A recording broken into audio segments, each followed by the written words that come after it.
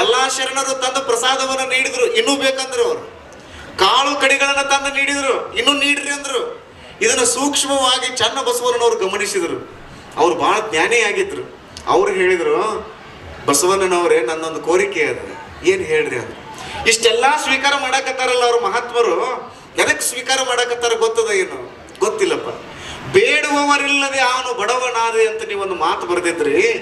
ಆ ಕಾರಣಕ್ಕಾಗಿ ಆ ಯೋಗಿ ಏನು ಪ್ರಸಾದ ಮಾಡಾಕತ್ತಾರಲ್ಲ, ಆ ಯೋಗಿ ಬೇರೆ ಯಾರೂ ಅಲ್ಲ, ಅವರು ಅನಾದಿ ನಿರಂಜನ ಜಗದ್ಗುರುಗಳಾದ ಅಲ್ಲಮ ಪ್ರಭುದೇವರು ಅನ್ನುವ ಮಾತುಗಳನ್ನ ಚನ್ನ ಬಸವಣ್ಣವ್ರು ಹೇಳ್ತಾರೆ. ಆವಾಗ ಬಸವಣ್ಣನವರು ಸ್ತಂಭೀಭೂತರಾಗಿ ನಿಂತ್ಕೊಡ್ತಾರೆ.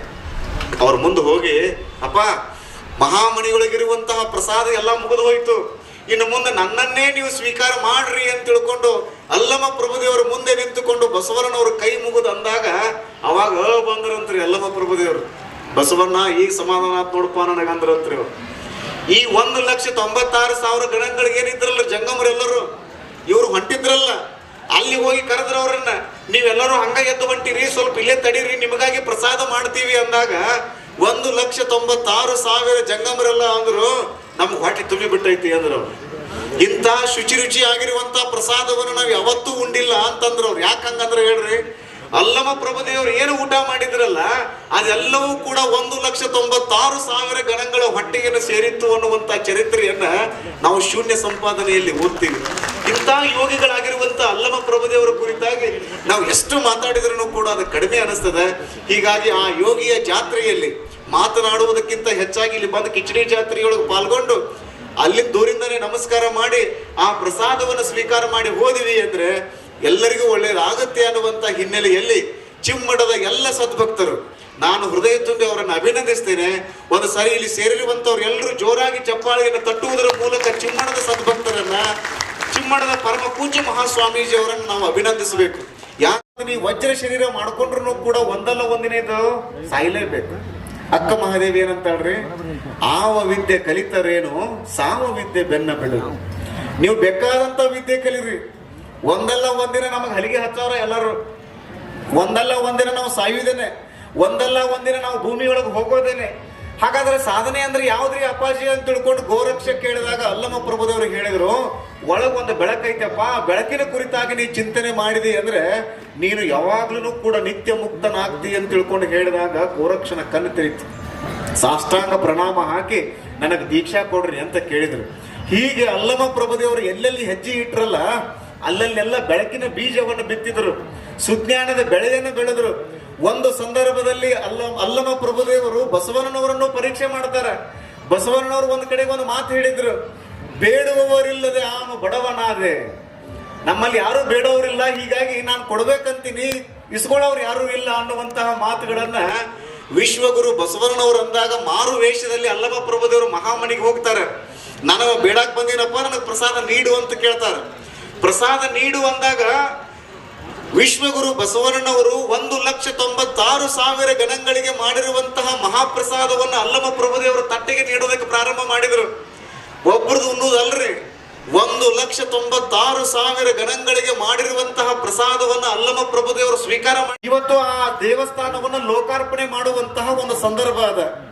ಆ ಸಂದರ್ಭ ಹೆಂಗ ನಡೆದದ ಅಂದ್ರೆ, ನಮ್ಮ ಹಂದಿಗುಂದದ ಪರಮ ಪೂಜ್ಯ ಮಹಾಸ್ವಾಮೀಜಿ ಅವರ ದಿವ್ಯ ಮಾರ್ಗದರ್ಶನದಲ್ಲಿ, ಚಿಮ್ಮಡದ ಪರಮ ಪೂಜ್ಯ ಮಹಾಸ್ವಾಮೀಜಿ ಅವರ ದಿವ್ಯ ಮಾರ್ಗದರ್ಶನದಲ್ಲಿ, ಓಲೆ ಮಠದ ಪರಮ ಪೂಜ್ಯ ಮಹಾಸ್ವಾಮೀಜಿ ಅವರ ದಿವ್ಯ ಮಾರ್ಗದರ್ಶನದಲ್ಲಿ ಬಹಳ ದೊಡ್ಡ ಕಾರ್ಯಕ್ರಮವನ್ನ ನಾವು ಈ ಸಾರಿ ಆಯೋಜನೆ ಮಾಡಿದ್ದೇವೆ. ಅಕ್ಟೋಬರ್ 14ರಿಂದ ನವೆಂಬರ್ 11ರವರೆಗೆ ಬಹಳ ದೊಡ್ಡ ಕಾರ್ಯಕ್ರಮವನ್ನು ನಾವು ಅಲ್ಲಿ ಆಯೋಜನೆ ಮಾಡಿದ್ದೇವೆ. ಸುಮಾರು 111 ಜನ ಸ್ವಾಮೀಜಿಯವರನ್ನ ತೇರದಾಳಕ್ಕೆ ಬರಮಾಡಿಕೊಂಡು ಅವರಿಗೆ ಗೌರವವನ್ನು ಸಲ್ಲಿಸಬೇಕು ಅಂತ ಹೇಳಿ ಆ ಅಲ್ಲಮ ಪ್ರಭುದೇವರ ದೇವಸ್ಥಾನದ ಸಮಸ್ತ ಸದ್ಭಕ್ತರು ನಿಶ್ಚಯವನ್ನು ಮಾಡಿದ್ದಾರೆ. ಬಹಳ ದೊಡ್ಡ ಪ್ರಮಾಣದಲ್ಲಿ ಅಲ್ಲಿ ಕಾರ್ಯಕ್ರಮವನ್ನು ಮಾಡಬೇಕು ಅಂತ ಹೇಳಿ ಆವಾಗ ಪರಮ ಪೂಜ್ಯ ಮಹಾಸ್ವಾಮೀಜಿಯವರು ಒಂದು ವಿಷಯವನ್ನು ಪ್ರಸ್ತಾಪ ಮಾಡಿದರು. ಹೇಗೆ ಕಾರ್ಯಕ್ರಮ ಪ್ರಾರಂಭ ಮಾಡೋದಪ್ಪ ಅಂತ ನಾವು ವಿಚಾರ ಮಾಡಿದಾಗ, ಅಲ್ಲಮ ಪ್ರಭುದೇವರು ಜನಿಸಿದ್ದು ಶಿವಮೊಗ್ಗ ಜಿಲ್ಲೆಯ ಬಳ್ಳಿಗಾವಿ ಅನ್ನುವಂತ ಊರಿನೊಳಗೆ. ಅಲ್ಲಿಂದ ನಾವು ಆತ್ಮ ಜ್ಯೋತಿಯನ್ನು ತೆಗೆದುಕೊಂಡು ಬರ್ತೀವಿ, ಪರಂ ಜ್ಯೋತಿಯನ್ನು ತೆಗೆದುಕೊಂಡು ಬರ್ತೀವಿ. ಇದರ ಅರ್ಥ ಏನು ಅಂದ್ರೆ, ಅಲ್ಲಮ ಪ್ರಭುದೇವರ ಜ್ಯೋತಿ ಸ್ವರೂಪರಾಗಿ ಬರ್ತಾರಂತೇಳಿ. ಆ ಜ್ಯೋತಿಯನ್ನು ತೆಗೆದುಕೊಂಡು ನಾವು ಎಲ್ಲಿಗೆ ಬರ್ತೀವಿ ಅಂದ್ರೆ ಚಿಮ್ಮಡಕ್ಕೆ ಬರ್ತೀವಿ. ಚಿಮ್ಮಡದ ಅಲ್ಲಿ ಗದ್ದಿಗೆಗೆ ಹೋಗಿ ಜನ ಭಕ್ತರು ಕೈಯಲ್ಲಿ ಧ್ವಜಗಳನ್ನ ಹಿಡಿದು ತೇರದಾಳಕ್ಕೆ ಪಾದಯಾತ್ರೆಯನ್ನು ಮಾಡುವಂತಹ ಒಂದು ಕಾರ್ಯಕ್ರಮ. ಯಾವಾಗ್ರಿ? ಅಕ್ಟೋಬರ್ 14ನೇ ತಾರೀಕು. ಚಿಮ್ಮಡದಿಂದ ನೀವು ಸಾವಿರ ಜನ ತಯಾರಾಗಬೇಕ್ರಿ. ಒಮ್ಮೆ ನಾವು ಪಾದಯಾತ್ರೆ ಹೊರಟಿವಿ ಅಂದ್ರ ಶ್ರೀಶೈಲಕ್ಕೆ ಹೆಂಗ ಪಾದಯಾತ್ರೆ ಹೋಗ್ತೈತಲ್ರಿ, ಶ್ರೀಶೈಲದಾಗ ಹೆಂಗ ಮಲ್ಲಯ್ಯ ಇದಾನಲ್ಲ, ಹಂಗ ತೇರದಾಳದೊಳಗ ಅಲ್ಲಮ ಪ್ರಭು ಅಲ್ಲಯ್ಯ ಇರುವಾಗ ನಾವು ಮಲ್ಲಯ್ಯಗೆ ಹೋಗೋದು ಒಂದ, ತೇರದಾಳದ ಅಲ್ಲಯ್ಯಗೆ ಹೋಗೋದು ಒಂದ ಅಂತ ತಿಳ್ಕೊಂಡು ನೀವೆಲ್ಲರೂ ಸಜ್ಜಾಗಿ ನಮ್ಮ ಜೊತೆಗೆ ಸಾವಿರ ಜನ ಅಲ್ಲಿಗೆ ಬರಬೇಕು. ಅಲ್ಲಿ ಒಂದು ತಿಂಗಳವರೆಗೆ ಬಸವ ಪುರಾಣ ಪ್ರವಚನ ಕಾರ್ಯಕ್ರಮ ಇರ್ತದೆ. ನೀವೆಲ್ಲರೂ ಅಲ್ಲಿ ಕಾರ್ಯಕ್ರಮಕ್ಕೆ ನಿರಂತರವಾಗಿ ಬರಬೇಕು. ಯಾರ್ಯಾರ ಹತ್ರ ಟ್ರ್ಯಾಕ್ಟರ್ಗಳಿದಾವೆ ಟ್ರ್ಯಾಕ್ಟರ್ಗಳಲ್ಲಿ ವ್ಯವಸ್ಥೆ ಮಾಡ್ಕೊಂಡು ಅಲ್ಲಿ ಬರಬೇಕು. ಅಲ್ಲಮ ಪ್ರಭುದೇವರ ದೇವಸ್ಥಾನದ ಲೋಕಾರ್ಪಣೆಯನ್ನು ನಾವು ಬಸವ ಪುರಾಣದ ಮೂಲಕ ನಾವು ಯಾಕೆ ಅಲ್ಲಿ ಆಚರಣೆ ಮಾಡಕ್ಕೆ ನಿರ್ಮಾಣ ಮಾಡಿರುವಂತಹ ಅನುಭವ ಮಂಟಪದ ಅಧ್ಯಕ್ಷರು ಯಾರಾಗಬೇಕು ಅಂತ ತಿಳ್ಕೊಂಡು ಬಸವಣ್ಣನವರು ಸೂಕ್ಷ್ಮವಾಗಿ ನೋಡುತ್ತಿದ್ರು. 1 ವರ್ಷ ಅಲ್ಲ, 12 ವರ್ಷ ಕಾದ್ರು. ಯಾರ ಸಲುವಾಗಿ ಕಾದ್ರು ಅಂದ್ರೆ ಅಲ್ಲಮ ಪ್ರಭುದೇವರ ಸಲುವಾಗಿ ಕಾದ್ರು. ಅಂತ ಅಲ್ಲಮ ಪ್ರಭುದೇವರು ಶೂನ್ಯ ಪೀಠವನ್ನು ಏರುವುದಕ್ಕಾಗಿ ಸಜ್ಜಾಗಿ ನಿಂತಿದ್ರು. ಎಲ್ಲಾ ಜನರನ್ನ ನೋಡಿದ್ರು, ಅವರಿಗೆ ಬಹಳ ಖುಷಿ ಆಯ್ತು. ಎಲ್ಲ ಸಂಕುಲವನ್ನು ನೋಡಿದ್ರು. ಭಕ್ತ, ಮಹೇಶ, ಪ್ರಸಾದಿ, ಪ್ರಾಣಲಿಂಗಿ, ಶರಣ, ಐಕ್ಯ ಅನ್ನುವಂತ 6 ಸ್ಥಳಗಳನ್ನ ಏರಿ ಕುಳಿತುಕೊಳ್ಳುವಂತ ಒಂದು ಸಂದರ್ಭ. ಎಲ್ಲಾ ಶರಣರು ಕಣ್ಣು ತುಂಬಿಕೊಂಡು ನೋಡಬೇಕಾದ ದೃಶ್ಯವನ್ನಂತ ನೀವ್ ಹೆಂಗ್ ನಿಂತಿರಲ್ಲ ಹಿಂಗ್ ನಿಂತ್ಕೊಂಡಿದ್ರು. ಆವಾಗ ಒಂದೇ ಒಂದು ಮಾತನ್ನ ಅಲ್ಲಮ ಪ್ರಭುದೇವರು ಹೇಳ್ತಾರ, ಮಹಾಮಹಿಮ ಸಂಗನ ಬಸವಣ್ಣ ಅಂದವ್ರು ಯಾರು ಅಂದ್ರ ಅಲ್ಲಮ ಪ್ರಭುದೇವರು. ಈ ಮಾತನ್ನ ಹೇಳಿ ಆ ಶೂನ್ಯ ಪೀಠವನ್ನು ಆರೋಹಣ ಮಾಡ್ತಾರೆ. ಇದೊಂದು ಅತ್ಯಂತ ರೋಮಾಂಚನ ಆಗುವಂತ ಒಂದು ಸಂದರ್ಭ. ಇವತ್ತು ಜಗತ್ತಿನಲ್ಲಿ ಪ್ರಜಾಪ್ರಭುತ್ವದ ಪರಿಕಲ್ಪನೆ ನೀಡಿದವರು ಯಾರು ಅಂತ ನಾವು ಕೇಳಿದೀವಿ ಅಂದ್ರೆ ಇಂಗ್ಲೆಂಡ್ದವರು ಅಂತ ನಾವು ಮಾತಾಡ್ತೀವಿ. ಇಂಗ್ಲೆಂಡ್ದವರು ಪ್ರಜಾಪ್ರಭುತ್ವವನ್ನು ನೀಡುವುದಕ್ಕಿಂತ 80 ವರ್ಷ ಮೊದಲು ಆ ಪ್ರಜಾಪ್ರಭುತ್ವದ ಅಧ್ಯಕ್ಷರಾದವರು ಯಾರು ಅಂದ್ರೆ ಅಲ್ಲಮ ಪ್ರಭುದೇವರು ಅನ್ನುವಂಥದ್ದನ್ನ ನಾವು ಅರ್ಥ ಮಾಡ್ಕೊಳ್ಬೇಕು.